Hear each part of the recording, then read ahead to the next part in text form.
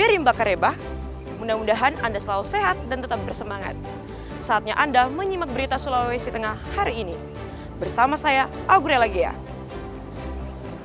Sejumlah berita aktual dan menarik seputar Sulawesi Tengah telah kami siapkan untuk Anda. Berikut 3 berita utama hari ini. Ratusan korban banjir di Kecamatan Petasia, Kabupaten Morowali Utara masih bertahan di pengungsian.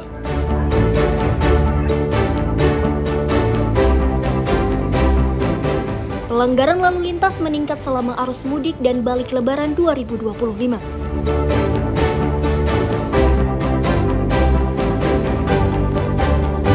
Pengamanan ketat diberlakukan menjelang pemungutan suara ulang pemilu kada Kabupaten Parigi Motong.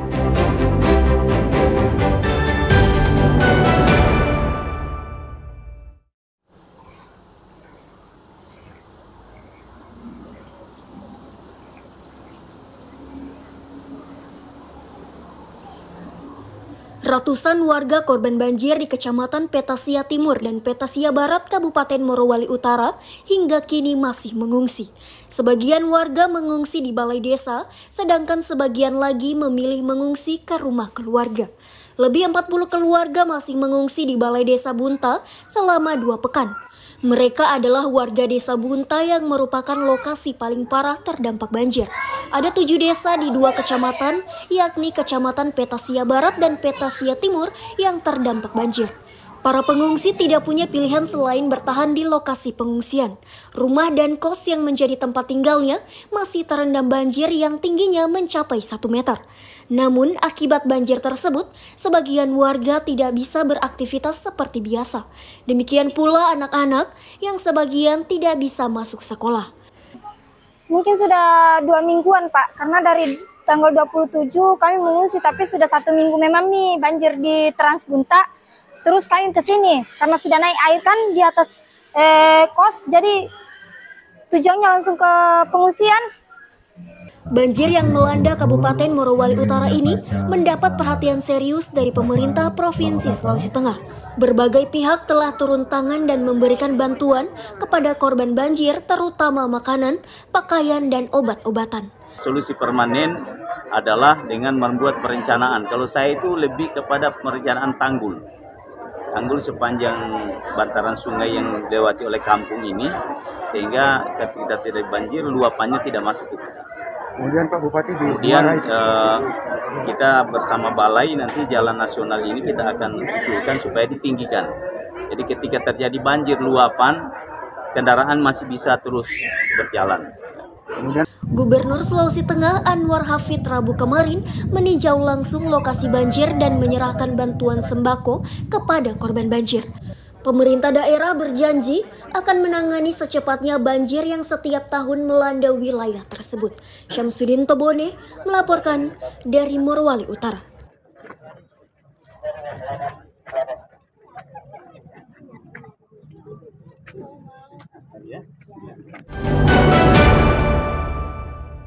Dan semua pribumi yang benar-benar backup. Ujaran kebencian yang dilontarkan Fuad Riyadi terhadap Said Idrus bin Salim Al-Jufri atau guru tua di salah satu kanal YouTube berbuntut panjang. Selain dilaporkan ke polisi, Gus Pleret dikenakan sanksi adat oleh Dewan Adat Kota Palu dengan membayar denda 5 ekor kerbau dan uang jutaan rupiah. Sidang adat digelar oleh Dewan Majelis Adat Patanggota Ngata Palu di Rumah Adat Sauraja Kamis pagi. Mereka mengecam keras ujaran kebencian, penghinaan, serta fitnah yang dilakukan Fuad Pleret terhadap tokoh ulama besar di Lembah Palu tersebut. Sidang peradilan adat ini dilakukan atas laporan Komisariat Wilayah Al-Khairat Sulawesi Tengah. Ucapan dan tindakan Fuad Pleret dianggap mencederai dan menodai harkat, martabat, kehormatan, serta kemuliaan sang guru tua sebagai sosok ulama. Bagi adat suku Kaili, ucapan tersebut merupakan pelanggaran norma serta hukum pidana. Fuad Pleret tanpa dasar menyampaikan ujaran kebenciannya itu membuat kami kurang lebih 20 juta Abnaul Al-Khairat di kawasan timur dan Indonesia pada umumnya marah. Kami marah besar. Dada kami bergemuruh seperti guntur di Sanggolo dan darah kami mendidih bagaikan lahar gunung Merapi. Kami dididik oleh guru kami untuk selalu beradab, menjaga nilai-nilai pri kemanusiaan dan pri berkeadaban. Kami tidak melakukan itu. Kami menempuh jalur yang tersedia, yang disediakan oleh negara. Ada jalur hukum. Semua infrastruktur Al-Khairat telah marah, tapi mengadukan semua itu secara hukum di wilayah kepolisian masing-masing. Sesuai ketentuan adat Kaili, Fuad Pleret disanksi dengan 7 poin sanksi adat, yakni membayar gifu alias denda adat. Adapun sanksinya diantaranya membayar 5 ekor kerbau, 5 pes kain putih kafan, 5 buah dulang adat, 5 bilah parang adat, 5 buah mangkok adat putih, 5 buah piring putih bermotif kelor, dan uang sejumlah 2 juta lebih. Selain sanksi di atas, sanksi berat berupa hukuman mati dan pengasingan juga diajukan. Berdasarkan sidang adat yang dilakukan, ketujuh tuntutan dikabulkan majelis adat. Jadi kita lihat dengan aturan-aturan, pasal-pasal, norma-norma yang dilanggar, ada beberapa norma yang dilanggar, salam bibi, salah kana itu masuk unsurnya dan ekonomi. Sehingga tadi kami putusannya itu menerima setelah kami bincangkan dengan 2 orang anggota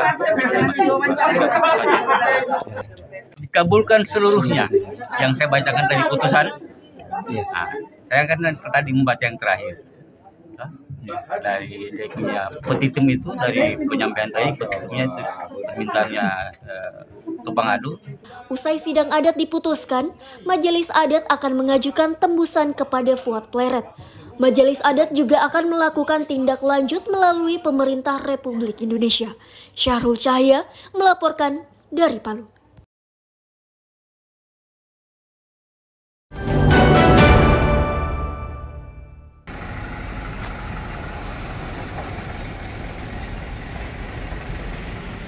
Operasi kepolisian untuk pengamanan arus mudik dan balik lebaran dengan sebutan Operasi Ketupat Tinombala 2025 resmi berakhir. Sebanyak 25.011 pelanggaran lalu lintas yang terjadi dalam operasi yang berlangsung selama 14 hari tersebut. Sedangkan korban meninggal dunia akibat kecelakaan lalu lintas mencapai 12 orang. Data dari Satuan Lalu Lintas Polda Sulawesi Tengah merinci pelanggaran lalu lintas tersebut, antara lain pelanggaran terekam melalui Electronic Traffic Enforcement Status sebanyak 1.540 kasus, dan pelanggaran melalui Etle Mobile sebanyak 664 kasus. Selain itu, kecelakaan lalu lintas yang terjadi pada tahun 2025 sebanyak 40 kasus, jumlah yang sama dengan tahun 2024. Namun jumlah korban meninggal dunia akibat kecelakaan lalu lintas tahun 2025 sebanyak 12 orang.